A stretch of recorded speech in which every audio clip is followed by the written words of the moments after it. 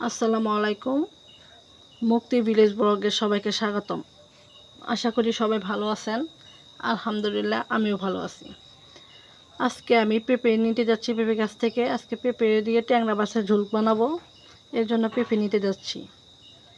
পেঁপে গাছের সাথে চিচিঙ্গা গাছ লাগানো, ওখানে চিচিঙ্গা ধরে আছে।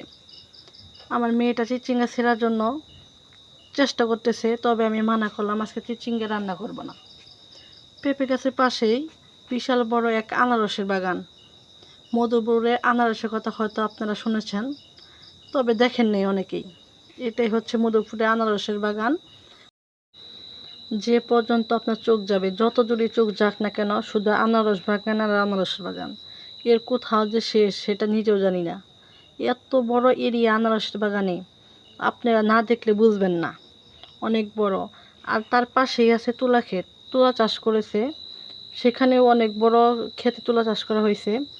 অনেকে তুলা গাছের সম্পর্কে জানেন না, কিভাবে তুলা গাছ রোপণ করতে হয়, কিভাবে আপনার তুলা ধরে, কিভাবে তুলার ফুল আসে। এই যে দেখেন, এটা হচ্ছে তুলার ফুল। এই ফুল হয়, ফুল থেকে ফল হয়, ফল থেকে তুলা হয়। তুলা সম্পর্কে আমিও তেমন কিছু জানি না, যেটুকু পারলাম আর কি আপনাদের বললাম। এই দেখেন ফুলটা দেখতে কি সুন্দর, অনেক সুন্দর লাগে ফুলটা। ফুলের পাশেই তুলার ফল ধরে আছে। দেখেন তুলার ফল দেখতে কেমন। এদিকে সূর্যি মামার ডোবার সময় হয়ে গেছে।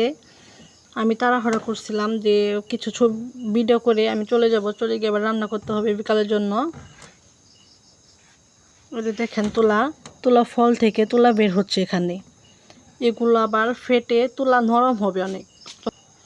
তুলা যখন নরম হবে তখন তুলা হবে, এগুলো তুলে রোদে শুকাতে হবে। শুকিয়ে তারপরে বিক্রি করা হয়। এই যে তুলার ফল, এখান থেকে কিন্তু ফেটে তোলা হয়। এটাও কিন্তু ফল, একটাও হবে। দেখেন গাছ কত বেশি লম্বা হয় না, এই যে দেখেন কতটুকু গাছ, খুব ছোটো গাছ হয়, এটা মাঝারি গাছ। এই গাছ থেকে তোলা হয়। একটি গাছ থেকে অনেকগুলো তোলা সংরক্ষণ করা যায় যদি ভালোভাবে চাষ করা যায় আর কি।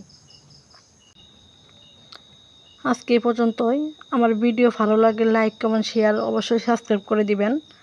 সবাই ভালো থাকবেন। আল্লাহ হাফিজ, দেখা হবে এবার।